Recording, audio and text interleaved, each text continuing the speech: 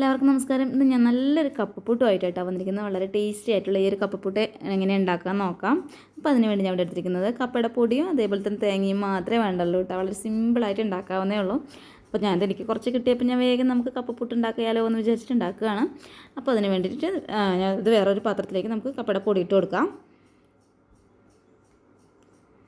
അപ്പോൾ നിങ്ങൾക്ക് കപ്പ ഒരുപാട് കഴിച്ച ഗ്യാസ് ചിലർക്ക് പ്രശ്നമൊക്കെ ബുദ്ധിമുട്ടൊക്കെ ഉണ്ടാകുന്നുണ്ടെങ്കിൽ നമുക്ക് ഒരു 2 ഗ്ലാസ് അളവിലൊക്കെ ഉണ്ടാക്കുകയാണെന്നുണ്ടെങ്കിൽ 1 ഗ്ലാസ് കപ്പയുടെ പൊടിയും അതേപോലെ തന്നെ 1 ഗ്ലാസ് നമ്മുടെ അരിപ്പൊടിയും ചേർത്ത് ഉണ്ടാക്കുകയാണെങ്കിലും നല്ല മയമൊക്കെ ഉണ്ടാവും കേട്ടോ. നല്ല ടേസ്റ്റി ആയിരിക്കും കേട്ടോ.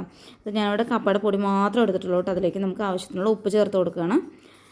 പിന്നെ നമുക്കിത് നമ്മുടെ പൊടി നനയ്ക്കുന്നത് പോലെ തന്നെ ഒരു 1/2 ഗ്ലാസ് വെള്ളം ഒഴിച്ചിട്ട് ഒന്ന് നനച്ച് കൊടുക്കുക കേട്ടോ. ഒന്ന് തിരുമ്മിയെടുക്കുക നമ്മുടെ പുട്ടുപൊടി ആക്കുന്നത് പോലെ തന്നെ കേട്ടോ. ഇതൊന്നും പറഞ്ഞു തരേണ്ട കാര്യമില്ല, എല്ലാവർക്കും അറിയുന്നതായിരിക്കും. എന്നാലും എൻ്റെ ഒരു ഇതിൽ ഞാൻ പറഞ്ഞു തരുന്നത് മാത്രമേ ഉള്ളൂ കേട്ടോ. അപ്പോൾ ഞാൻ നമ്മുടെ സാധാരണ പുട്ടിൻ്റെ ഒരു പരുവത്തിൽ ഒന്ന് നനച്ചെടുത്തിട്ടുണ്ട് കേട്ടോ.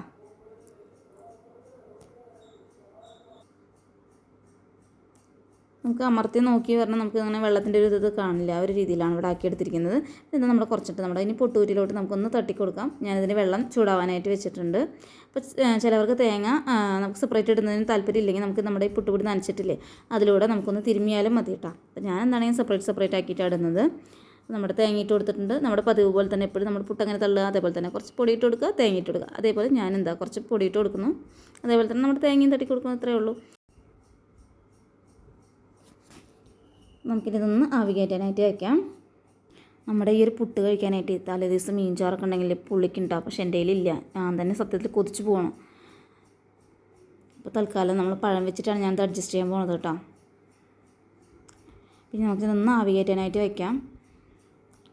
നമ്മുടെ അരിപ്പൊടിയുടെ പുട്ടുണ്ടാക്കുന്നതിനേക്കാൾ കുറച്ച് 2-3 മിനിറ്റും കൂടിയിട്ട് കൂടുതൽ നേരത്തേക്ക് വെക്കുക കേട്ടോ. കപ്പയല്ലേ, ഇനിയിപ്പോൾ എന്തിനാ വെറുതെ വയറുവേദന ഇത്തിരി നേരം കൂടുതൽ വയ്ക്കുന്നതുകൊണ്ട് ദോഷമൊന്നുമില്ലല്ലോ. അപ്പോൾ ഞാൻ കുറച്ച് നേരം ഒന്ന് ആവി കയറ്റാനായിട്ട് വെച്ചിട്ടുണ്ട് കേട്ടോ. നമ്മുടെ പുട്ടുതാ ഒരു 6-7 മിനിറ്റ് നേരം ആയിട്ടുണ്ട്. ഇത്രയേ ഉള്ളൂ നമ്മുടെ വളരെ സിമ്പിളായിട്ടുള്ള കപ്പപ്പുട്ട് ഉണ്ടാക്കാനായിട്ട്. അപ്പോൾ നമുക്ക് കപ്പപ്പൊടിയൊക്കെ കിട്ടുകയാണെങ്കിൽ ആരും ഒട്ടും വേസ്റ്റ് ചെയ്യാതെ തന്നെ വേഗത്തിൽ വാങ്ങിക്കുക. അതേപോലെ തന്നെ ട്രൈ ചെയ്ത് നോക്കണം കേട്ടോ. അത് ഉറപ്പായിട്ട് ചെയ്യണം കേട്ടോ. നല്ല ടേസ്റ്റ്. ഞാൻ വെറുതെ പറയുന്നില്ല കേട്ടോ, ഉറപ്പായിട്ട് എല്ലാവരും ചെയ്ത് നോക്കണേ. അപ്പോൾ ഞാൻ നമ്മുടെ പുട്ട് വേറൊരു പാത്രത്തിലേക്ക് തട്ടിക്കൊടുക്കുകയാണ്. എന്ത് ജാതി മണമെന്നറിയോ, നല്ലൊരു മണം കേട്ടോ ഇതിൻ്റെ വരുന്നത്. അപ്പോൾ ഇത്രയുള്ള വളരെ സിമ്പിളായിട്ടുള്ള കപ്പപ്പുട്ട് ഉണ്ടാക്കാനായിട്ട് ആരും ഒട്ടും സമയങ്ങളിലെ കൈ കിട്ടുകയാണെങ്കിൽ വേഗം തന്നെ ചെയ്ത് നോക്കുക കേട്ടോ. അപ്പോൾ നിങ്ങൾക്ക് എല്ലാവർക്കും തന്നെ ഈ ഒരു വീഡിയോ ഇഷ്ടപ്പെട്ടിട്ടുണ്ടാകുമെന്ന് വിചാരിക്കുന്നു. ഇഷ്ടപ്പെട്ടിട്ടുണ്ടെങ്കിൽ ഒന്ന് ലൈക്ക് ചെയ്യാനും അതേപോലെ തന്നെ ഒന്ന് സബ്സ്ക്രൈബ് ചെയ്യാനൊന്നും മറക്കല്ലേ കേട്ടോ.